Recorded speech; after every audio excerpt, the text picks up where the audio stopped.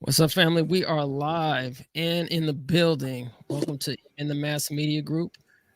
This is Yamoya, also with the one and great herself, Queen. It's Kim. What's going on, family? And we have a wonderful guest in the building, Master Barber himself, Marichal J. Brown. How you doing, Marichal, sir? Marichal J. Brown. Yes, thank you. Marichal J. Brown. Okay. How you doing, brother? I'm doing good. How about yourself? Doing well, man. Doing well. So we want to invite you onto the platform today because we want to talk about the history of black barbershops, and since yourself you are a barber, I'm sure that we would definitely appreciate your wisdom, and so forth in the industry and so forth. But before we actually get Thank into introducing you and so forth, uh, should we start with the in the news, Kim? Just get right to it, or what do you say? Yeah, let's see what's in the news this week. Cool.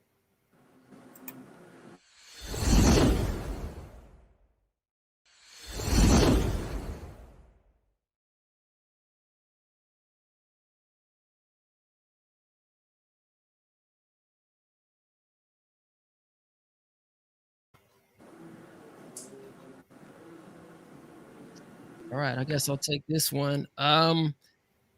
Yeah, so it looks like people are paying homage to Nipsey Hussle. We know that he has transitioned, but he was born a couple days ago on August 15th. If nobody's familiar with Nipsey Hussle, he was known as professionally um, as Nipsey Hussle. Sometimes he spelled it with the dollar signs, HU $ LE. He was an American rapper, activist, and entrepreneur emerging from the West Coast hip hop scene in the mid 2000s. Nipsey Hussle independently released his first mixtape, Slauson Boy Volume 1, to moderate local success, which led him being signed to Cinematic Music Group and Epic Records. Hussle became known for his numerous mixtapes, including his Bullets Ain't Got No Name series, The Marathon Continues, and Crenshaw, the last of which American rapper Jay-Z bought 100 copies for $100 each. After much delay, his debut studio album, Victoria Lap, was released in 2018 to critically acclaimed and commercial success and was nominated for the Best Rap Album at the 61st Grammy Awards in 2019. Two posthumous Grammy Awards for the songs Racks in the Middle and Higher were awarded to Hussle in the Best Rap Performance and the Best Rap Song Performance categories, respectively, the next year at the 62nd Grammy Awards. Also known for his entrepreneurship, Hussle inaugurated the is that right? Yeah, inaugurated the Marathon Clothing Store, which he founded along with partners Carlos, the head of the agency, Karen Civil, and his brother Samuel Ashkdom in 2017, and started a co-working environment which he named Vector 90. On March 31st, 2019, Hussle was fatally shot outside his store, Marathon Clothing, in South Los Angeles. Eric Holder, a 20-year-old man who confronted Hussle earlier that day, was arrested and charged with murder on April 2nd, 2019. May rest in power. May rest in peace. Ashe. Ashe. Shad. Why earthquakes in Haiti are so catastrophic. Haiti was hit by a magnitude 7.2 earthquake that crumbled homes and buildings and killed more than 12,000 people, or 1,200 people, excuse me, 1,200, and that's still a lot. Rescuers were still working to find survivors amid the rubble. The death count is expected to rise. More than a decade ago, a similar earthquake left an estimated 220,000 dead, more than 1 million people displaced, and roughly 300,000 injured. These two events are part of Haiti's history of major destructive earthquakes, records of which go back centuries. Researchers say the country's unique geology make it systemically active and prone to devastating earthquakes. A combination of factors, however, leave the country especially susceptible to damage from these events. Why is Haiti so susceptible to earthquakes? Haiti sits on a fault line between huge tectonic plates, big pieces of earth crust that slide past each other over time. These two plates are the North American plate and the Caribbean plate. There are two major faults along Hispaniola, the island shared by Haiti and Dominican Republic. Prayers all the way up for Haiti. Yes, definitely. And Naomi Osaka, tennis player, Olympic tennis player, is also praying for Haiti. Um, she comes from Haitian descent and Japanese descent, Haitian descent on her father's side.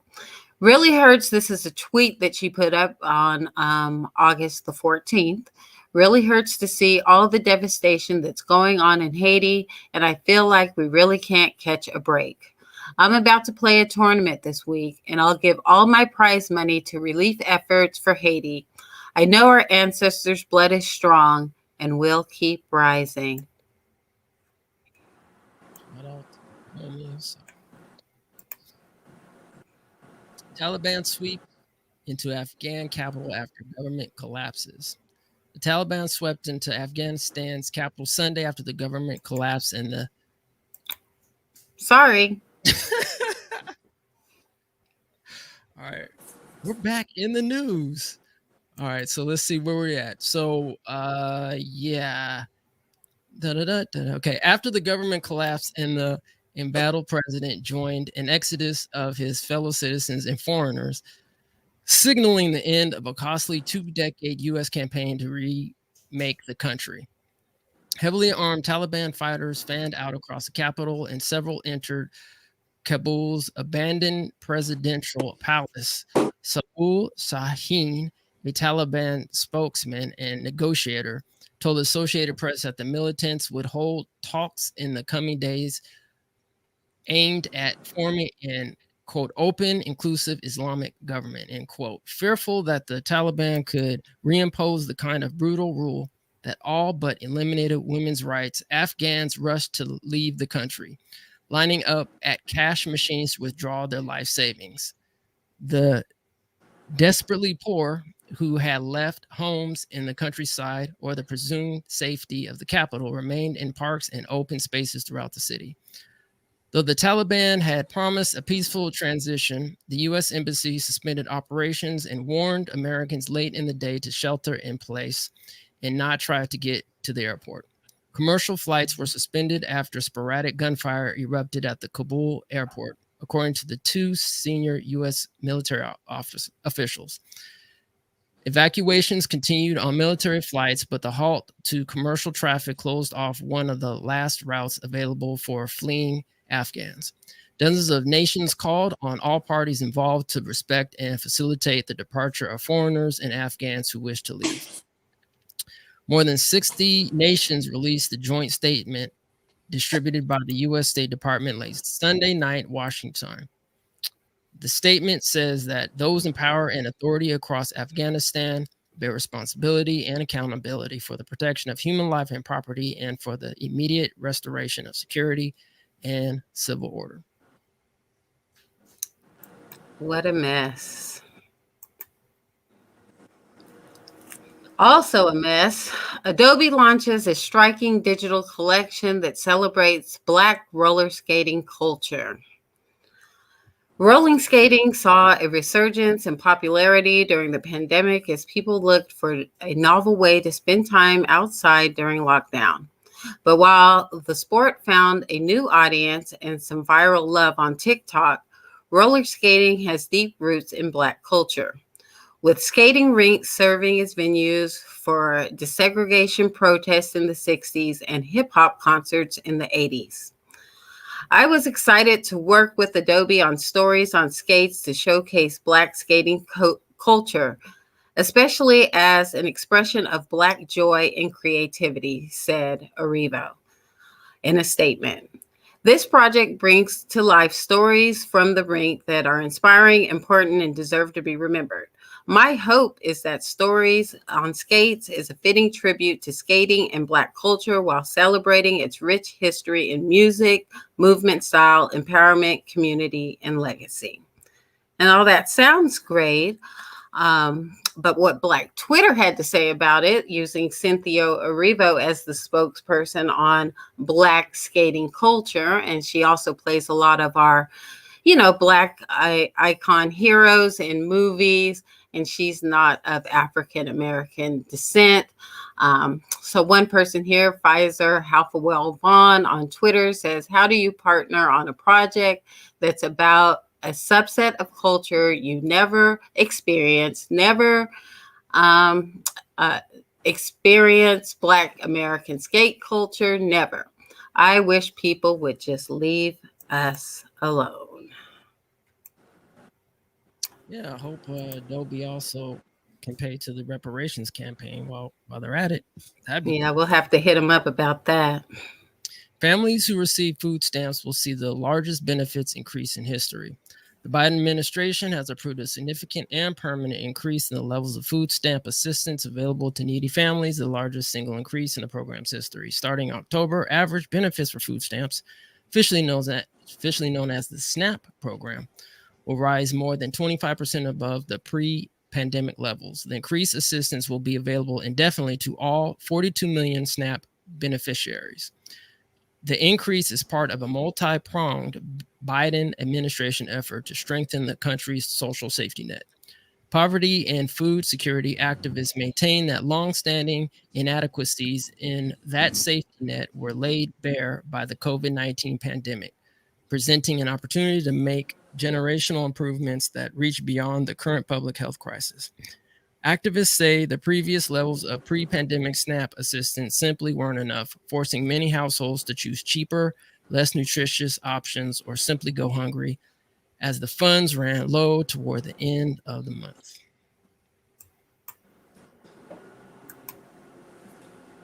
One man stabbed amid anti-vaccine mandate demonstrations. A man was stabbed Saturday as two groups rallied in dueling demonstrations over mask mandates in Los Angeles. A man was stabbed in downtown Los Angeles on Saturday in the midst of two protests that erupted into violence. Picketers of dueling protests took to the streets in the afternoon over a controversial move to mandate proof of vaccination to enter indoor public spaces in the city.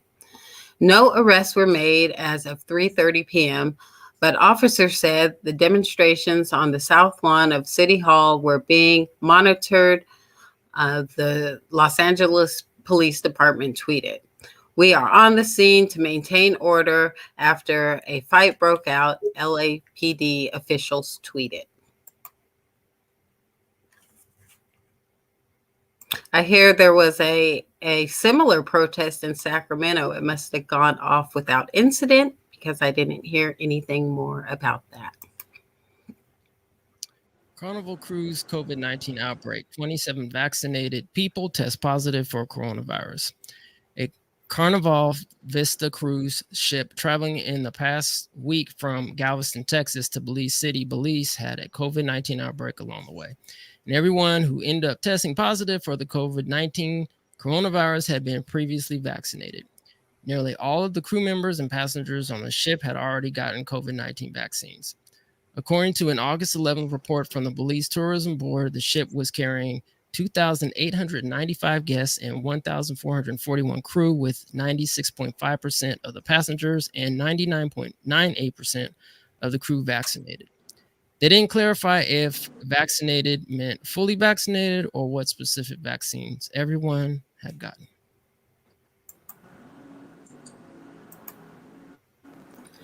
This forgotten language is seeing a revival thanks to TikTok. Sia 20 was scrolling through TikTok one night when she came across a video about a forgotten secret tongue. She said she did not know about the existence of Tut prior to the video. In fact, she never knew African Americans had their own form of communication during slavery. In 1995, author Gloria McLaughlin published a guide on Tut. McLaughlin wrote, in an article in American Speech Journal, I was told by my aunt that her father, who could read and write English, had referred to Tut language as a disguised language that could have got him killed. Thus, as a grown man, he refused to speak it. In Tut, every letter in the English alphabet becomes a distinct sound. Tut, according to Michelwan's website, may have originated from the word talk. It also may be referred to as Tutanese and King Tut. Michelwan's guide had been one of the few known documents about the language. Maya Angelou's 1969 autobiography, I Know Why the Caged Bird Sings, includes a reference to Tut when Angelou describes the frustrations of learning it.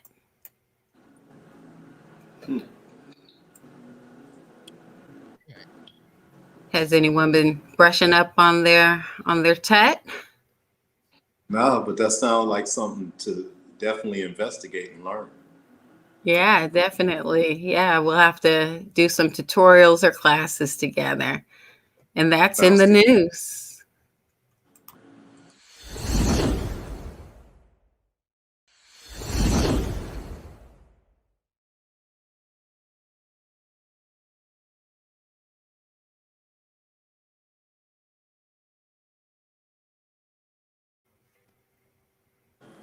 Yeah, that was interesting that you mentioned the Tut language, because I don't remember the other day, Kim, I was emailing you about King Tutankhamun. I think people call him King Tut, right? And it was just off the top of my dome. I was just like, well, in ancient Egyptian uh, language, Tut is known as image, and Tutankhamun means the living image of God, right?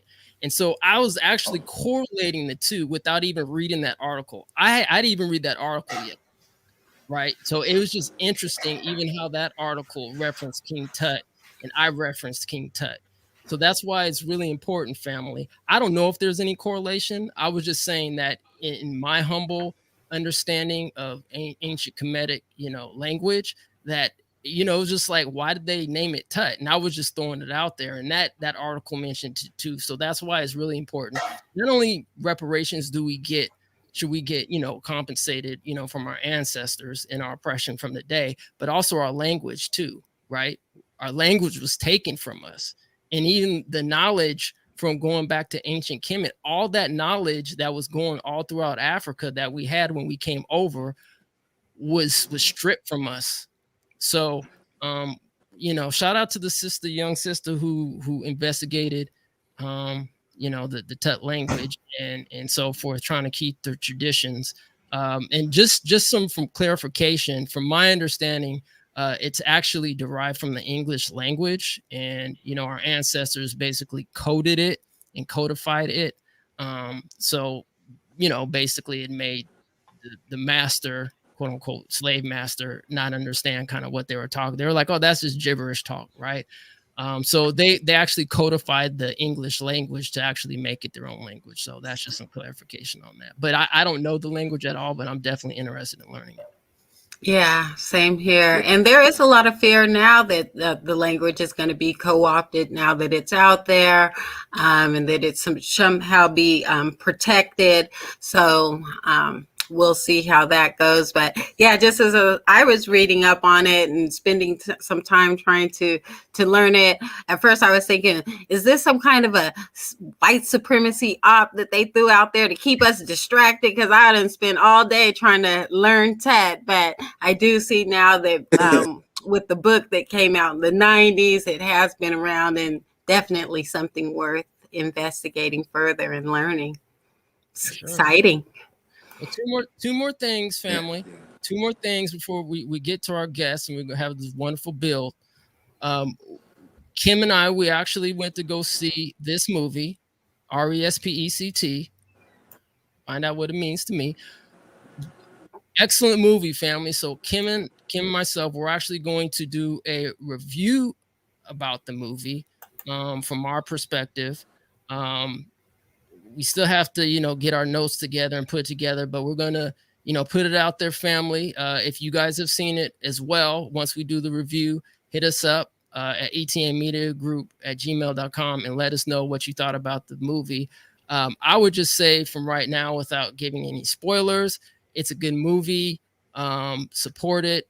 I mean, you got one called FBA, Ados, Black American, uh, Aretha Franklin, played by another, Ados, as far as I believe she is, Jennifer Hudson.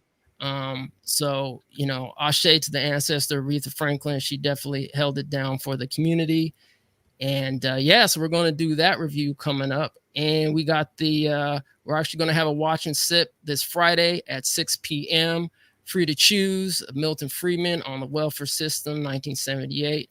And looks like it was featuring Thomas Sowell. If you guys aren't familiar with him, you will get familiar with that brother. I'm not going to say anything positive or negative, and I'll leave my comments there.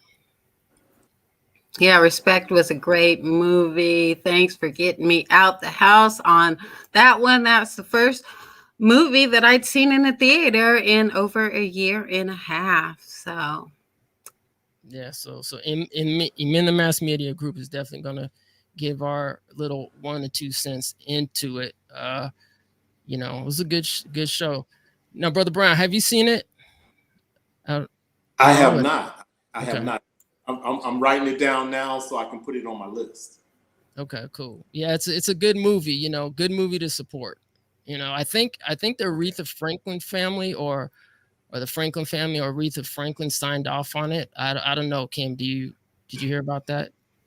I don't know if they signed off on that one. I'm assuming since it made it to the big theater. There's another one called Genius, which is a episodic. I'm not even sure which channel it's on, about Aretha Franklin's life, and using that Cynthia Erivo again that we're talking about, that's getting all the roles, playing our heroes and icons. And I watched that one. It was nothing like this theater movie. I would, if you had to choose one, I would say choose Respect. Always choose Respect. Okay, so I did see Genius. I did see the Genius one, and okay. I was, what'd you think? I want to see Respect so I can choose between, because it was kind of slighted on the Genius. I don't know. I didn't. On the fence about it. Yeah, watch Respect, make the comparison. That's the only reason I came home and pulled up Genius, because I was like, I need to make a comparison, and there was no comparison in my opinion. Okay, and I do believe that the family did sign off on the Respect, the one. Right, but they did not sign off on Genius. As a matter of fact, they did not want that to happen. So I don't know why it did happen, but another story for another day. All right, so we are here to talk about the barbershop industry. Yes, we are. All right, so let's see. Okay, so you got that up. So, brother, why don't you give us a little history about yourself? Let the family know who you are, for those that don't know who you are. And slides. Okay. Yeah, so my name is Marichal J. Brown. I've been doing hair for over 30 years.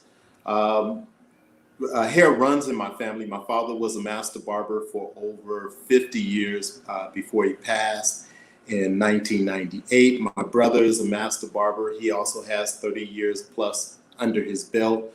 We have a cousin, Rudolph Valentino Brown, in Houston, Texas, who has had a day named after him, who is also a barber. And he's been, I want to say he's coming up on about 50 years. He's did a lot of, he used to cut James Brown, Sam Cooke. Whenever they would come into town, they would get their hair cut by my cousin Rudolph. I have a niece that is also in the hair. My mother is in the hair, or was in the hair. And then I have a nephew, which will be our 4th generation, that will also be in hair. I grew up in the barbershop. I was probably from listening to the stories, my father started taking me to the barbershop at about 10 months old. Once I was able to walk, he would give me little duties to do, starting by wiping down the chair or sweeping the floor. He had pool tables in the back. This was in the Bay Area in Marin City, right outside of San Rafael. And I would, sweep up around the barbershop. I would started shining shoes once I became of age to do so. I would wipe down the felt on the pool tables. I would run to the store and run errands. And then once I became of age, around my teens, we moved to Sacramento out of San Francisco. My father owned 3 shops. He had one in Marin City, one in San Francisco, and then he purchased the one here in Sacramento, which is Master Barbershop. He took over ownership. That shop dates back to 1952, I believe. It started in downtown Sacramento. And then as they started moving all of the Black businesses and Black people out of downtown so they can, grow for the growth periods, the gentrification, they moved outwards towards Del Paso. Blacks started moving out towards Del Paso and then also into Oak Park. So that's basically how a lot of the businesses started moving into the Oak Park area. We came to Sacramento in, my father, I want to say he purchased it in 1974 and kept the name Master because he had a younger brother that had passed away at the tender age of 6. And to honor his deceased brother, he decided to retain the name Master. And to this day, we still honor that by keeping the name of the Master Barber Hub, which is the suite that we have now that's in Oak Park on the corner of 34th Street and Broadway. All right, wonderful. Now, did your family migrate in from California into San Francisco? Like, where's your family, your folk, your mother and father? Where Originally from? From, yeah, from. Yeah, so my father was born in a small town called Altos, Texas, which is probably about 40 minutes to an hour outside of Houston, right on the borderline of Louisiana and Texas. He had an older sister who was probably about 18 years older than him. He had 10 siblings.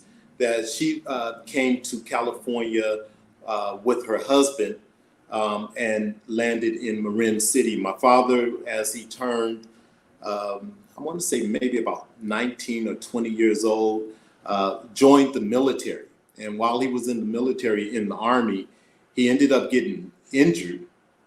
And what they did is they brought him back there was an Air Force base in Marin City. That's what basically kind of created Marin City. It was either Army base or Air Force base. I want to say it was Army base. It was an Army base in Marin City. That's how it really became populated with a lot of Blacks, because that's where the Blacks stayed at. They lived in the Marin City area, which was military homes. And after he got shot, he went to Hawaii, and he actually ran into his older brother, Sam, while in Hawaii, because they said, hey, it's a guy that looks just like you, and he's in the hospital. And my Uncle Sam said he went down there, and he said, lo and behold, he found his little brother. Wow. Yeah. So he had no idea that, and we're talking about, this is during World War II. So it wasn't, my father was an older father.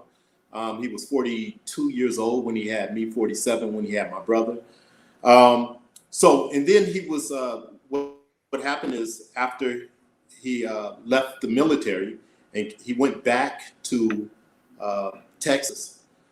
And while he was in Texas, he was sitting up, from the stories that he tells us, or told us, he was sitting up and he was having dinner with two former white military guys that he had came back with, and another couple other black former military veterans. And they came up to his table and said, "We don't serve niggers here." And from that, he was like, it was time. Well, he ended up having an incident that happened with him, his cousins, and a guy that he had grew up with that ended up becoming a deputy sheriff. And there's rumors, there's a lot of different talk that some of this was never talked about. But anyway, ended up getting into it, and he had to flee town. And that's what brought him to back to California. And he came to California, and he joined his sister in Marin City. And when he was in Marin City, that's when he decided to go into barbering. My mother, who is from Oklahoma, Eufaula, Oklahoma, she came to California at the age of 9 with her family. She talks about riding the railroad and coming, and they ended up in Madera, which is maybe about 20 to 30 minutes outside of Fresno. And that's how she ended up in California. As she graduated, she had an older sister that married a guy that was in the military, and he was in Marin City. So when she graduated from high school, she went to go stay with her older sister, and that's how her and my father met. Wow, man. Thanks for sharing that. Yeah, that's a lot of history in your family. You have a whole entire hair family. It sounds like everybody was just kind of got into it. Yeah. So to honor everybody, in 2012, I published a book called Heritage, and it was talking about everything dealing with the family being in hair, paying homage to my father, who opened up the door, who wanted me to go into hair at the early age of 16. And because I grew up in the barbershop, it was something that I really kind of fought against, right? I didn't want to do it anymore. I was trying to, escape the whole thing of hair. And what I did is I ended up going into, I was a assistant computer operator. I was working for a company in the early 80s. And what happened is around that time, they started moving all of those type of positions over to India. So which kind of left me without a job. So I took the pay, right? And I sat around for a while until that money ran out. And I started looking for, that type of job again, and wasn't able to find one. And then once again, my father came to me and suggested that I go into hair. And, I set up, and I had a daughter, so it made a difference. She was 1 year old. I had to make sure that I was able to take care of my daughter. So I decided to give it a try and sit down and go visit a couple of schools. There was a school that would allow you to go and do a week and sitting up and watching, kind of shadowing and seeing what happens inside of the school. And as I was there, I realized that I loved hair.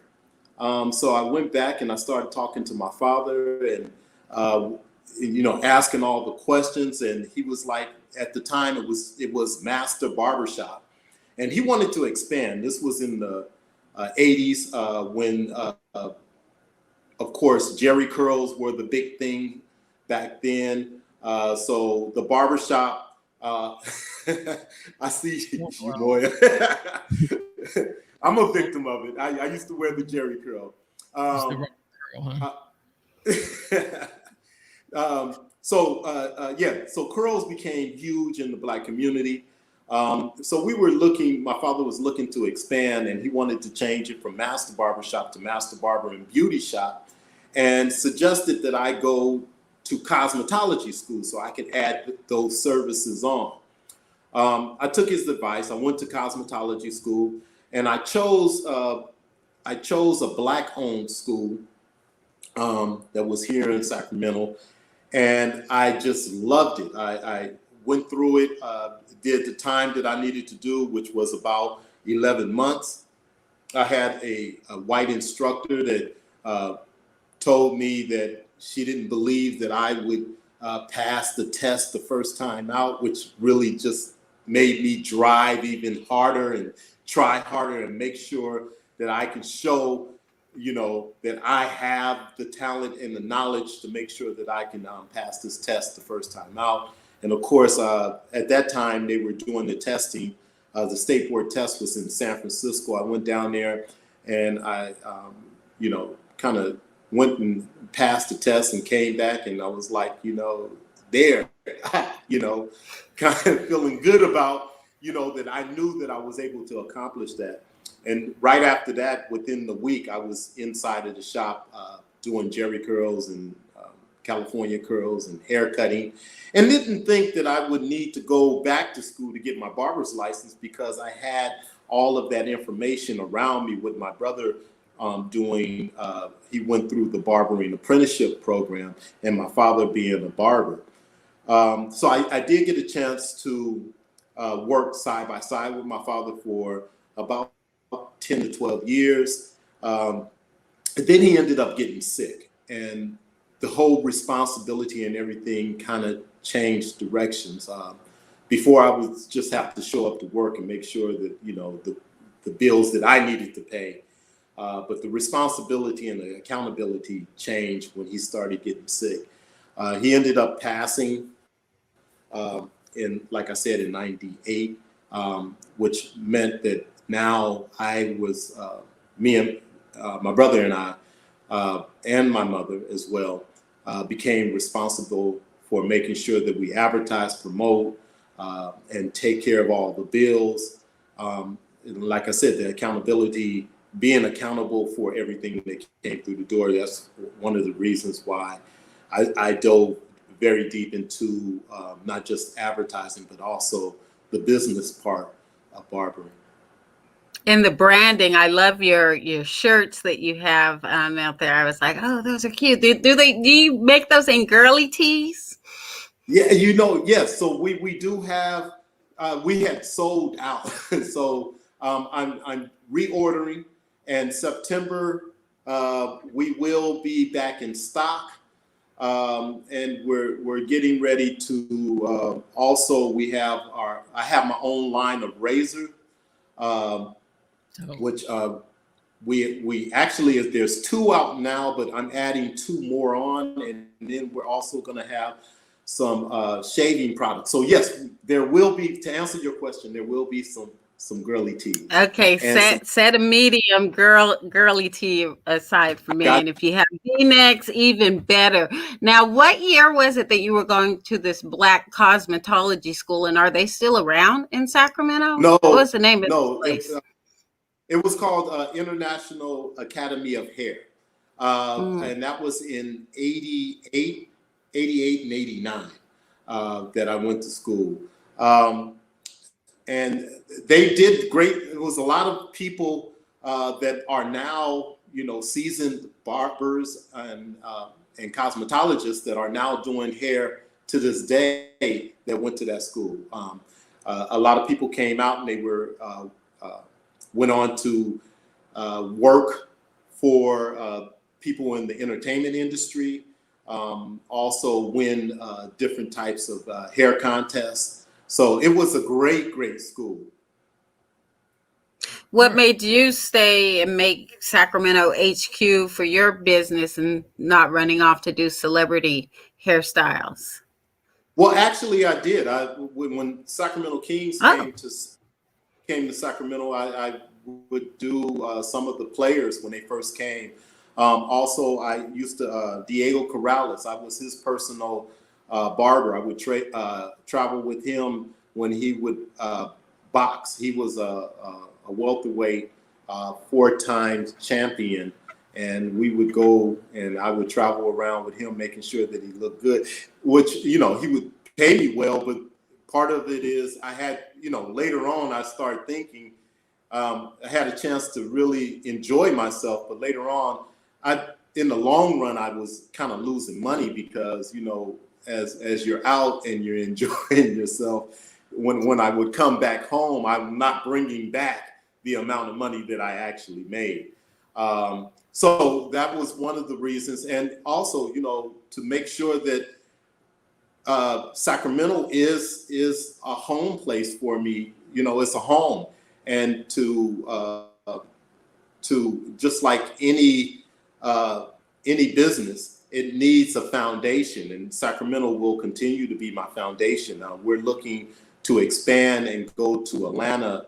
And also, we have some other things that are on the horizon in the next year. So we're looking to expand another shop, which will be, this shop is appointment only.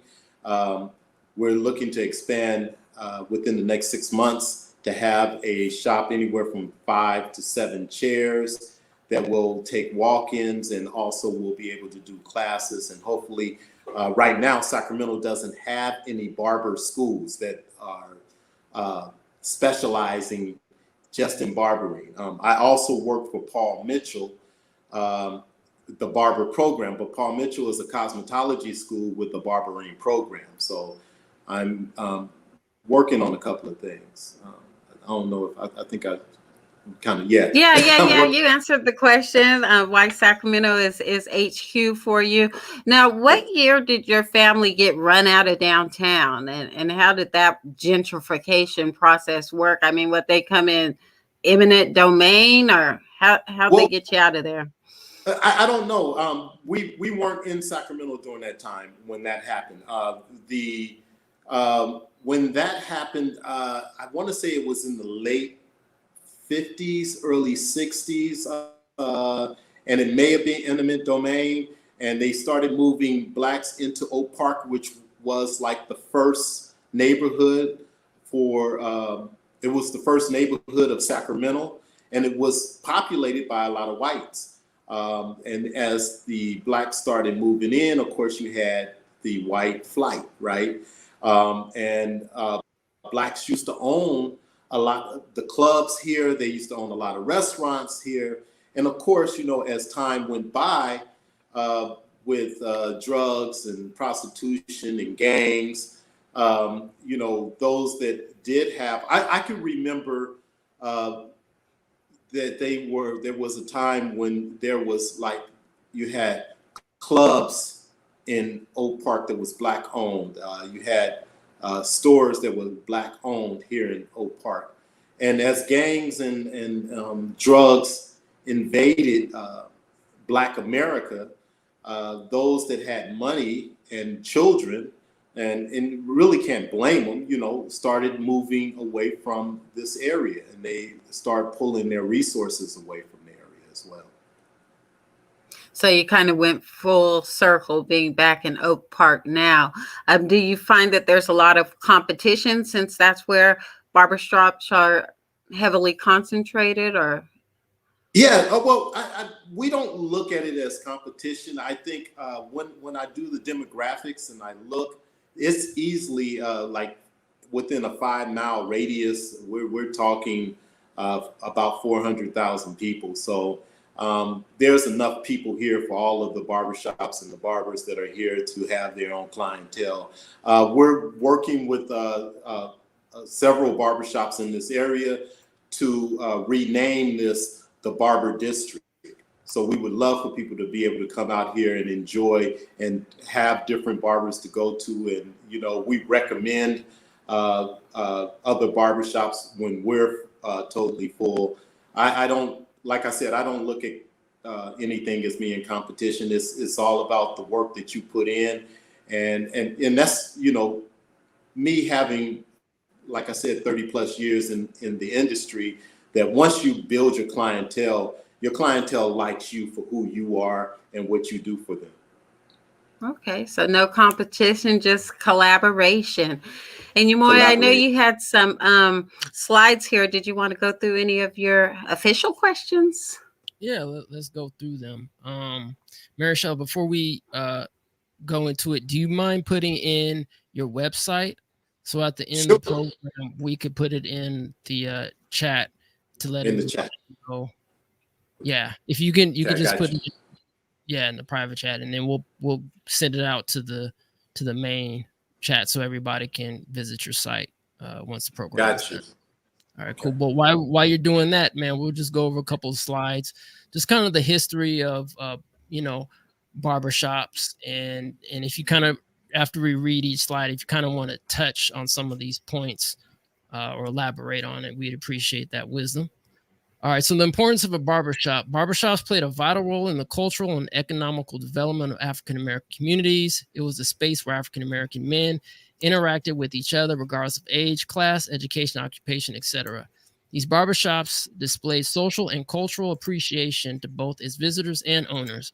Not only were they able to get great haircuts, but also talk about their own lives, listen to others, and make new connections within the community. Scattered were men playing chess, playing cards, or reading newspapers. Barbershops acted as the backbone of many Black communities, and their role of strengthening Black male identity in America was vital. Um, is that something? Is that still the case today, or do you feel like Yes, yes.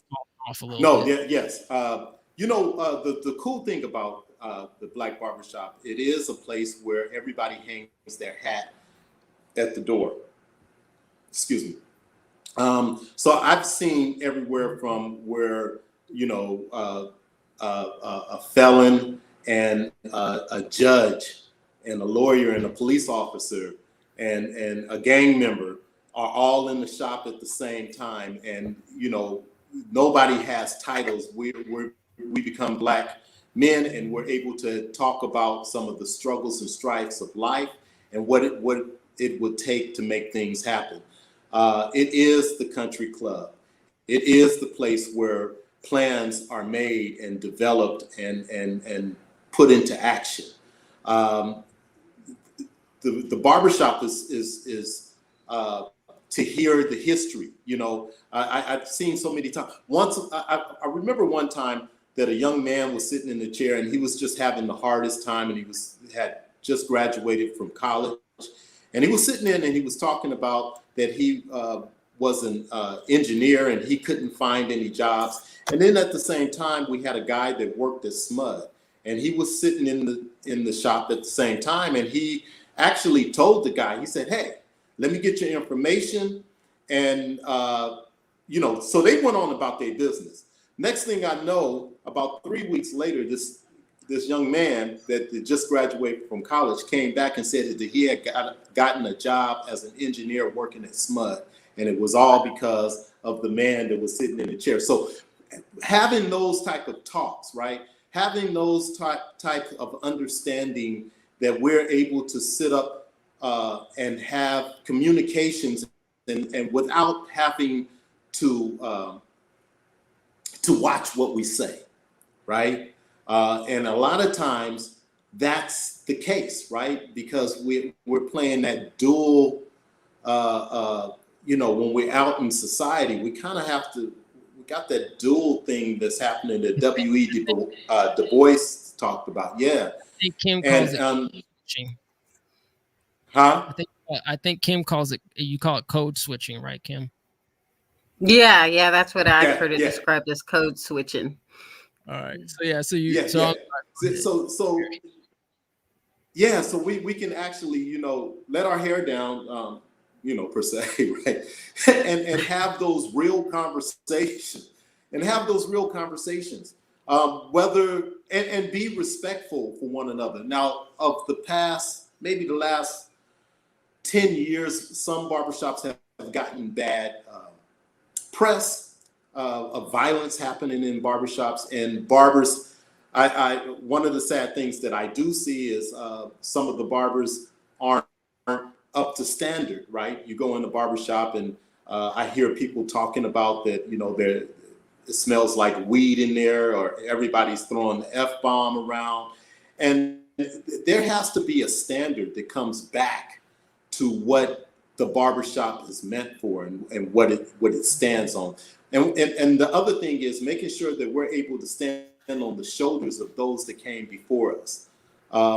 That it's not just a place where guys are just coming to kick it, and having respect for women, and having respect for the elders, and having respect for the children that are coming in. Because, you can, I think things that you do for your recreation, that should be done for your recreation. But if you're a barber, you should be coming in to your business to do business, and to, be able to help out inside of, because there's a role we play as barbers. And the role that we play is a role of being able to become a resource, right? Because we hear different types of things that are going on in the city. We hear, we talk to, whether it's council members or politicians or the police officers or the judges, and our everyday people that work in the world, that we can share that information with other people. All right. Well, you mentioned, some of the trailblazers. One of the trailblazers is Willie Lee Morris, sorry, another important figure in the history of Black barbering. Started his career in the late 60s. Morris was hired by the Army and Air Force Exchange Service to train thousands of Army barbers in Vietnam and other Asian countries during the war. Currently, Willie Lee Morris is a multimillionaire and known as a pioneer in the Black hair care industry. Are you familiar with the brother, or is that the first? Yes. And I would love, I know his daughter, Cheryl. Okay. I have not had a chance to meet him, and it would be an honor to meet him. He's one of the guys that is behind the California curl. So he's developed the California curl, and he also has a museum. And I want to say it's right outside of San Diego. It's in Southern California. It would be a total honor to meet him. Someone else is Alonzo Herndon. Let me say it right. Who was the first millionaire in Atlanta. So he was one of Atlanta's first Black millionaires. He was born in 1858, so he was born into slavery, and he passed in 1927. But one of the things that barbering was able to do for him, he had a shop that had as many as 25 chairs. And it was, I want to say 25 feet by 100 feet, so over 2,500 square feet big.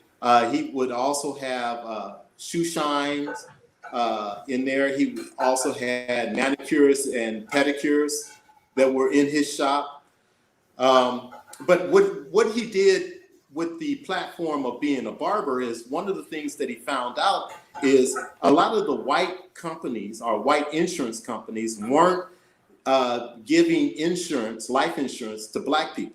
So what he did is he developed a insurance company, and the name of the insurance was called Atlanta Life Insurance Company. And he started it, I want to say, in the 1920s. And it lasted all the way up until the 1980s, and he became Atlanta's first Black millionaire. Oh, Do you know what happened to his insurance company? I do know that his son took over, and then I just think that it just kind of dissipated around in the 1980s. I can that would be something. That's something I need to look into. I'm glad you brought that up. Yeah, I mean, I'm glad you brought it up too, because I'm adding that to the reparations checklist. The fact that they wouldn't let Black people get life insurance. That's, again, theft of generational wealth opportunities. So true. Yes. All right. So actually we did you read our minds. Alonzo Hurt broke it down before we even came with the slide. So yeah, so you know, let's go on to the next one because we already talked about our brother Alonzo. Wealth opportunities and expansion and branding. Do you plan to add a mani-pedi portion to your shop anytime soon? Yeah. So there are some things that I would like to add to the shop. Yes. So mani pedicures would definitely be one of the things that I would like to add. I don't want to speak about it yet because I don't want to give anybody. Yeah. So, but there are a couple of things that I want to add that I think will definitely be a bonus for the Black community. All right, dope.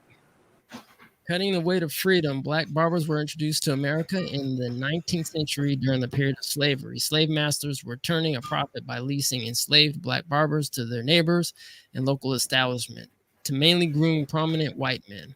The Black-owned barbershops were run by slaves or ex-slaves, and it wasn't easy for a Black man to visit a Black barber and get a haircut, not only in the South, but also in the North.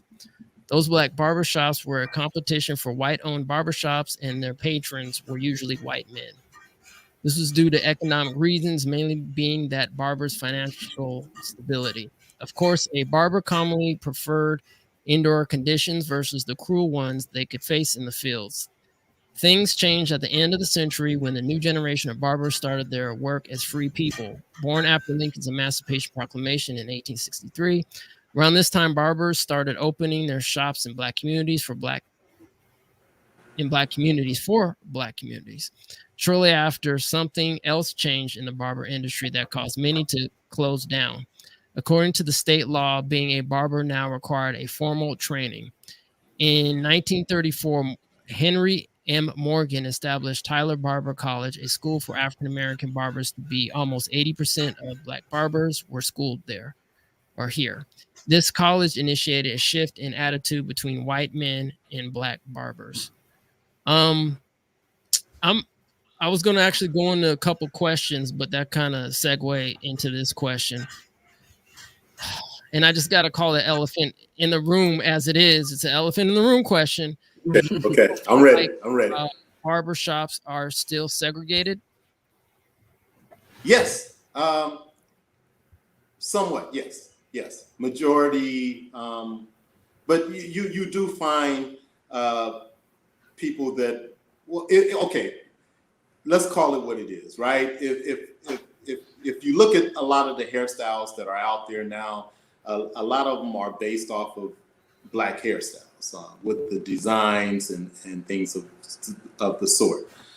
They're not as segregated as much, depending on the area. So if I'm in a majority Black area, then majority of what's going to happen is when you go to a Black barbershop, it's going to be mostly Black barbers. That is true when they was talking about the 18th, I think it said 19th century, but you're right.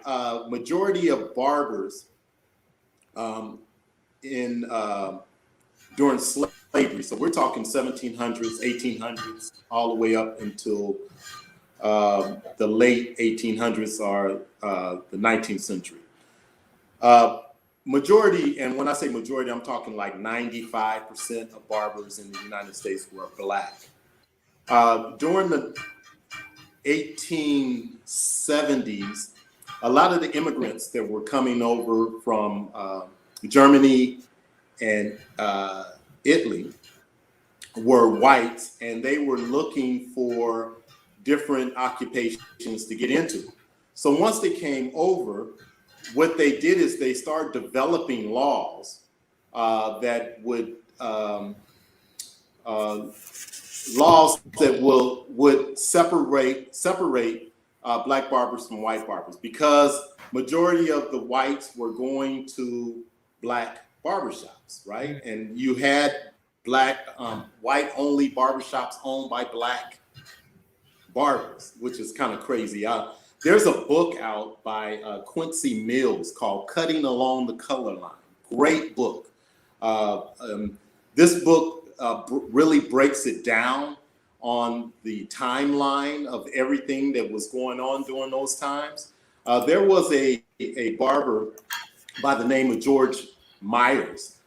George Myers was counseled, if you remember, because of the freeing of the slaves by Lincoln, that most of the blacks, when they became able to vote, were Republicans. So they were GOP.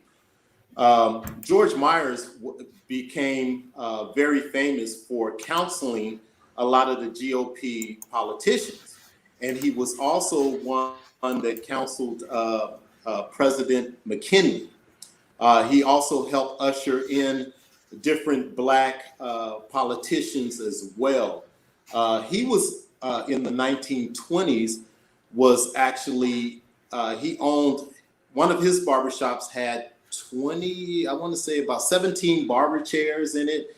And he made that each barber chair would have a telephone because he noticed that the business people that were coming into the shop would become kind of antsy because they wanted to make sure that they were able to keep doing their business. So he had each barber chair had a telephone by it with the operator ready to go. He also had manicures. He had 6 hairstylists, and all of this was in Cleveland. And he had shoe shine. He would have people that would do fittings for outfits, those type of fashion, making sure that these guys are ready to go when they're ready to go. So yes, that is so true. And you were asking, is it still segregated in certain, like I said, in certain areas, right? So out here in California, you may walk into a black barbershop and you'll see white barbers, such as in you've seen in the movie Barbershop. You would also see white guys sit down and get their hair cut by different types of barbers. But if you go down south, it's a different story. You go in the black barbershop, majority of the time, the clients are black. And the same thing with white barbers. You go into a white barbershop, majority of the time, the clients are white. Do you think that's because of just, familiarity, being comfortable, or what do you think the reason is for that? Just people just feel like, this ethnicity they can do my hair better, or why do you think that is? Yeah, I think it's that, and I also think it's the same thing that happens with inside the church, right? The most segregated day in America is on Sundays because everybody's going to where their people are, right? It's like I want to commune where my people are, and you're right about some people feel more safer knowing that a black person feels more safer knowing that a black person is doing their hair, especially when you're talking about touching the crown, right? I mean, that it's like, if I'm gonna have somebody work on my hair, I prefer that to be somebody that looks like me, walks like me, talks like me, right? You give a little bit more trust in something of that effect. But yeah, I think that it's multiple reasons. Okay. All right, so let's go down these questions because I know we reached the hour here. It's been a beautiful conversation, wonderful discussion. So, how has the pandemic impacted the barbershop and beauty parlor industry? It has hit the hair industry very hard. The first thing that they did is they shut down the hair salons and barbershops. Um, I am in education, so I was able to kind of pivot. I was still working. A lot of my friends that owned barbershops, they had to make do and learn how to also, pivot and figure out different ways of bringing in that income.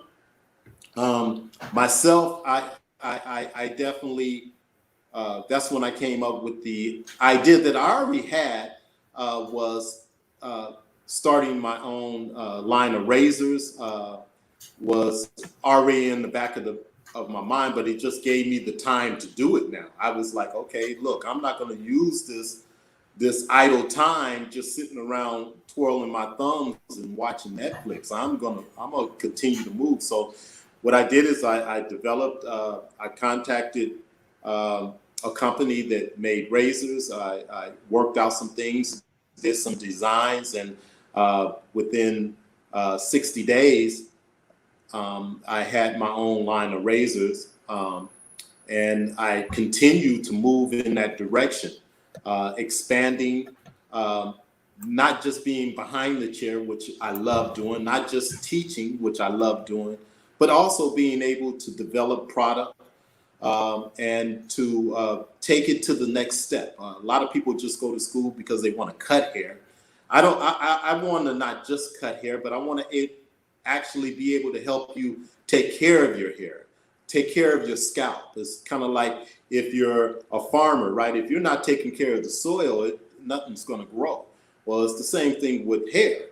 One of the things that I'm looking to do within the next couple of years, and I've really been passionate about, is our Black women.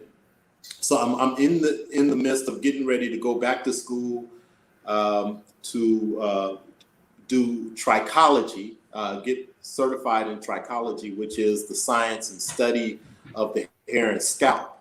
One of the things that I think that has been really pushed upon Black women is getting relaxers. And relaxers, when you look at the pH scale, goes from 0 to 14, 7 being neutral, hair living at 5.5. Relaxers live at 12.5 to 13.5. So does oven cleaner, and pneumonia, right? Ammonia also lives up there. So that's how strong this product is. And they did a research the last 20 to 25 years, and they followed 200 Black women that were getting relaxers, and they found out that upwards of between 30 and 40%, 30 to 40% ended up with breast cancer and other types of cancer. So I think that, we really need to spotlight that.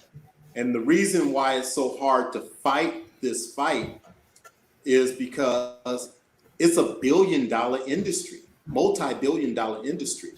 As of lately, the last 3 or 4 years, the relaxer has really fallen. The number of women, as everybody knows, it is going back to natural hair. But we need to make sure that we keep it out there, because what I have been seeing is places like different countries in Africa, that the women are trying to look like the American women or the entertainers, and they're getting their hair straight. So I think we need to really put that information out. Of course, I'm sure it's a lot of people don't want to hear me say this, because that steps on somebody's money. But I think that if someone wants to make the decision after knowing that it could cause cancer, then that's up to the individual.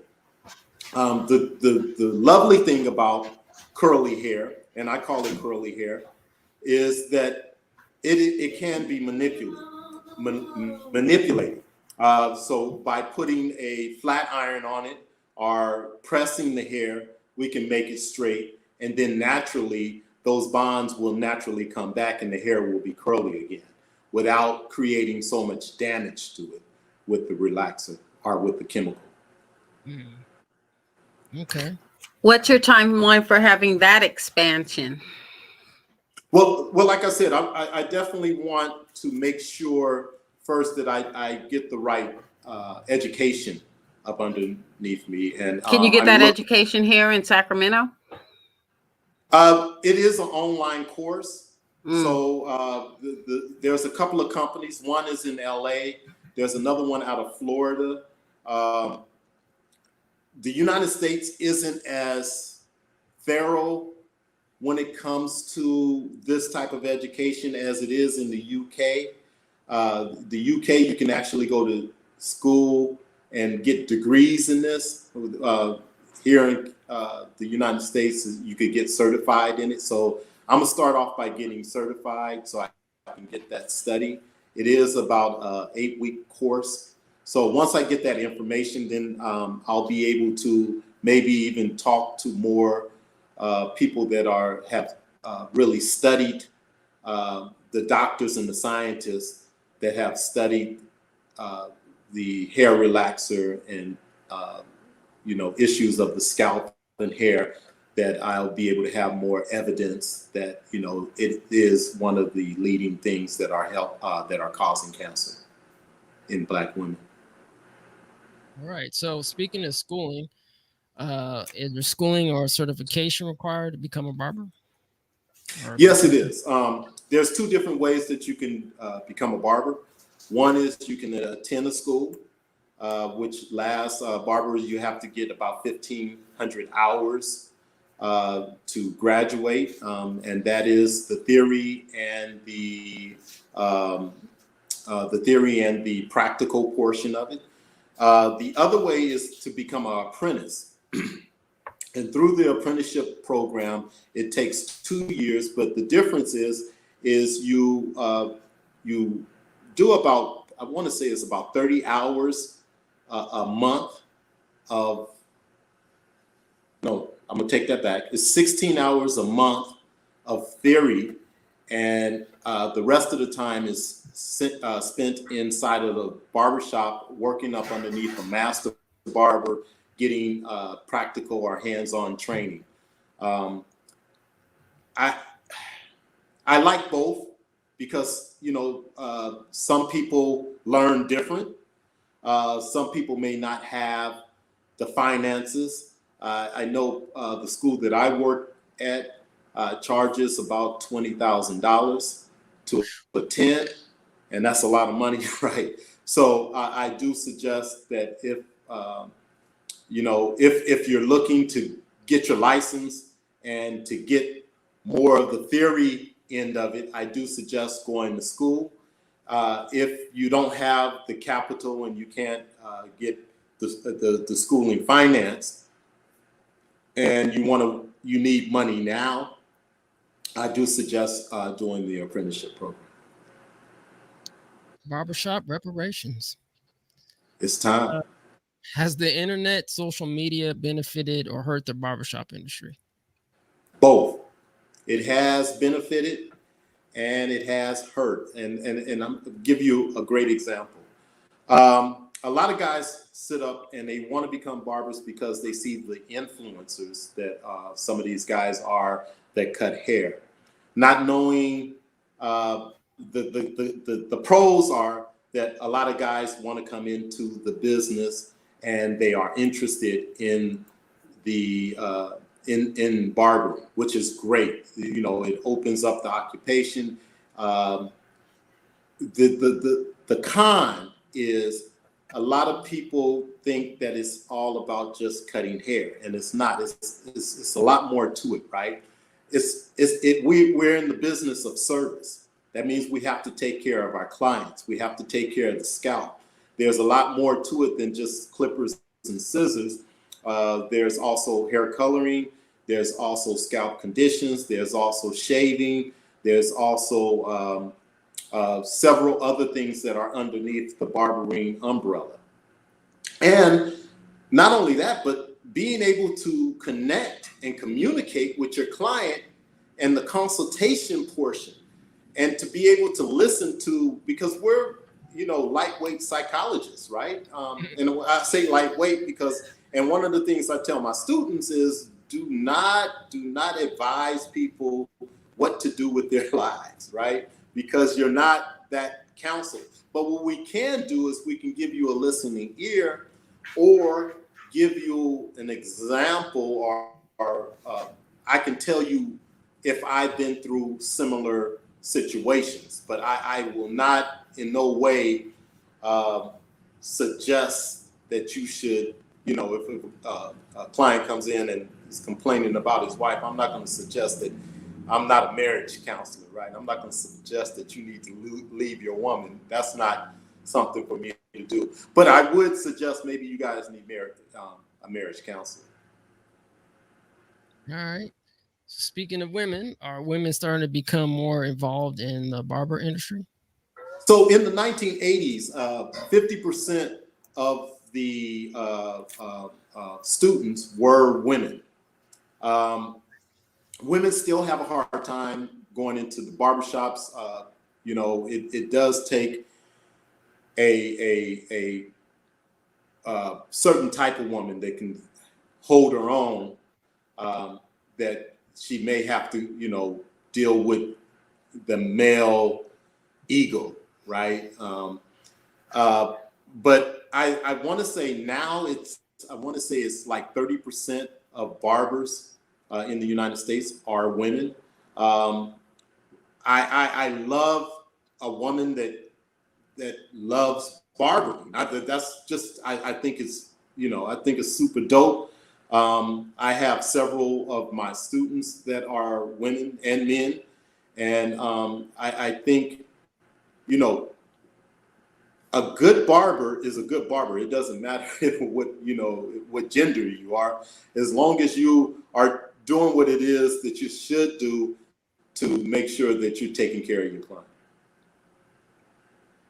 All right. So, are there any challenges Black barbers face that other ethnic groups may not face? Yes, and I think it's not just in the barbering industry. I think it's across the board, right? So when we talk about someone that may want to go get a loan, right, that may be an issue that happens with anybody that's African American or Black that wants to start their own business. And if you don't have the right representation or you don't have the right information, it may be hard for any Black that's an entrepreneur that wants to start business to get that loan. All right. Would you recommend, or what would you recommend for barbers who are just starting out?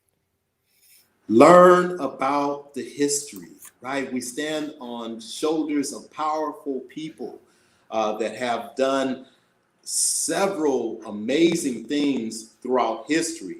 Barbering is one of the oldest professions in the world. There was a barber that dated back to the Egyptian Empire, the Marichal, and he would shave all of the pharaohs and the priests, all of their hair off of their head and their body because of the parasites that were around during that time. So it is an old profession, and it goes back even further than that. We can take it back to Ethiopia, and the days of adornment and beautification have always lived within inside of the Black community around the world. All right. So, how can the barbershop community get involved in advocating for reparations for African Americans and the descendants of U.S. chattel slavery? I think that's it. Right, what you said is having the conversation, right, and using the barbershop as the platform to deliver those messages about reparations, and that it's out there, that that if the barbers are involved, they can have that conversation with the clients, who will take that conversation on. Using the barbershop as a platform, I think would be great to for those that are such as yourself, making sure that that conversation is being had inside of the Black barbershop. Do you think that the barbershop industry is owed reparations in itself? Yes, Barbershop. yes. Well, you know, the Black barbershop was actually one of the few and first businesses that Blacks were able to own outside of slavery after the emancipation. You know, they were held at high esteem along with, you know, your Black doctors and those that were in politics and the lawyers during that time. Like I said, you know, there's so much history that has happened to, you know, like when the white barbers came about in the 1870s and 80s.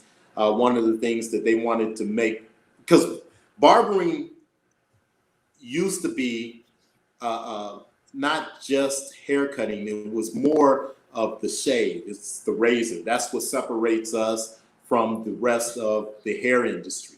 And Blacks would, you know, would just, you know, do great at the shaves. So what happened is there was a disposable razor created in the late 1800s by the name of Gillette, where allowed people to shave themselves. And one of the first things that the white barbers wanted to do was separate themselves from the Black barbers. So they didn't concentrate on the shave. What they did is they concentrated on the haircut and the scissor cuts, and separated themselves, saying that this was a thing of skill. And, you know, shaving isn't as much skilled as haircutting, which is the opposite. And also one of the things that they would do is they created these unions, right? Locals all around the nation. And so they could control the information that was being distributed for barbers. And they would, you know, it's a lot of history to it. And like I said, one of the books that I love is Cutting Along the Color Line by Quincy Mills. He has all of that information in it and more. It's a great book. So do you recommend that book? Because, you know, we've talked about it before, and I'm sure our audience is familiar with the task force who are studying reparations here in California. Would that book be a recommendation for the task force to take a look at in terms of the barbershop industry? Yes. Because one of the things that you will find out is barbers had a lot to do with, there was a discussion between one barber and Frederick Douglass, right? And this one barber had a white-only barbershop, Black barber who owned a white-only barbershop. And Frederick Douglass was like, we need to stop cutting white people's hair, and all barbershops should not let, and this guy, and I can't remember his name, but this guy got into a discussion and wrote a letter to Frederick Douglass and told him, said, listen, I give money to the NAACP. I give money to you so you can do what it is that you're doing. And the way that I'm getting this money is by having a white-owned barbershop. Let me collect my money and help out our people in doing some of the things. So there was a huge discussion that was going on. So what you'll find out about in that book is, in all of the things that happened throughout history, barbers played a role in it. Just like when COVID hit, right? The first thing that they shut down was beauty salons and barbershops. So, you know, and it took, you know, some of the barbers and hairstylists to go and talk to the politicians to say, wait a minute, if we're at this level, of course, the standard needs to be heightened, but at the same time, maybe we can be able to help in distributing some of the information that's needed for what is spreading and making sure that everything is sanitized and disinfected. So, and that's exactly what they did. So when Biden became president, one of the things that they did is they used the barbershop to distribute or to have people get COVID shots and to explain some of the things that are, I know, I see that, to explain to some of the things that to people about the seriousness of COVID-19 and the virus. Okay. We just have one more slide because we're coming up to the hour and 30 minute of this wonderful time flies by when you're having a wonderful discussion. But I just wanted to read this and just get your comment, and then we'll wrap it up. So looks like this barber, his name is Ron. He said, I became a barber because I wanted to be in an environment where I can enjoy going to work every day and make people feel good about themselves and empower them through confidence. My favorite part about cutting hair is the different people I get to meet every day. The barbershop plays a major role in the community, being able to bring all types of ages and people together to have an open dialogue and growth. It's a sacred space because you can come and be free to be yourself without judgment. What do you want to expand kind of on what Ron said? Is that he says it all. That said it all. My father, like I was saying, passed away in 98, and he died of congested heart failure. He retired from the shop, and the doctor told him to retire, and you'll live another 5 to 10 years. And he retired for a year, and he couldn't do it anymore. And he went back to the barbershop so he can be around people and have those conversations. And within the next year, he ended up being ill again and passing away. But it is a place. It is that sacred place. It is a place that you can come, you can have conversation. It's not going to work. It's having the conversations. It's learning. I learned so much just by sitting around different people. I have people that are engineers, people that are bankers, people that are lawyers, people that are, regular everyday people. And I just learned so much information that it's crazy. And not only that, but I also get a chance to build friendship. And I get to become a community member and to become a resource center for those that may need something in their lives. And I can turn them on to to another person or organization that may be able to help them along the way. All right. So before we get out of here, if you can't see it down below, Marichal, we have masterbarberhub.com. Is that the correct? That's it. Thank you. Okay. I appreciate it. Can people order stuff from you? If they go to the website, the store is on the website. We are appointment only, so you can also go on the website and you can also schedule an appointment. That's how to contact us. And if you want to order, we have T-shirts, we have hoodies, we have the line of razors, we have some masks, we have some other things that are coming up, which will be September, October. We'll be making sure that we have other product. We'll have some product that we're working on right now. We just got to make sure. I don't want to just have product. I want to have product that is good product, right? I don't want to just see our name on something or our brand being pushed, but I want our brand to be the best that it can be. So we've been working over a year on this product. We're working on some pre-shave cream, pre-shave oil, shaving cream, some aftershave, also some things for the some skin product. So we're almost there. We're almost there. We should have something in the next month or so. All right. Well, when you have all those items ready, definitely let us know, man. And we'll give you a plug, brother.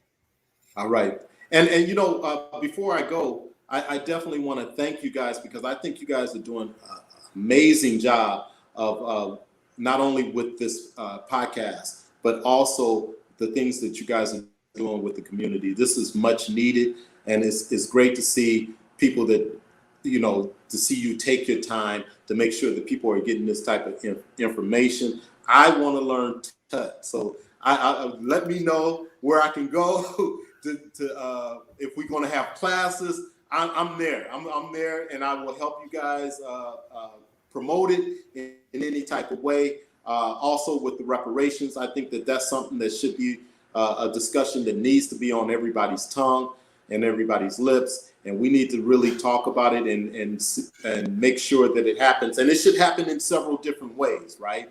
We're not just talking about some giving funds, but education. It's a lot of things that were missed out because of being Black.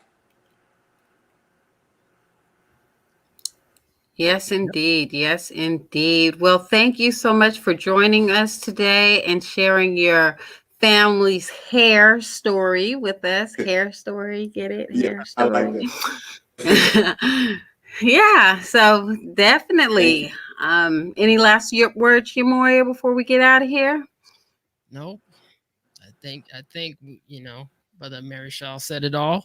And I don't know, what do you want to go out with tonight, Kim? Are we going to do one of those redistricting things again? Or? Yeah, we'll show a little redistricting video. If you guys have been paying attention, ETM Media has been helping out with the redistricting campaign here in Sacramento, and encouraging you to look into your city's redistricting plan to see if there's anything that you can get involved to help redraw your city's district lines. So until next time, peace.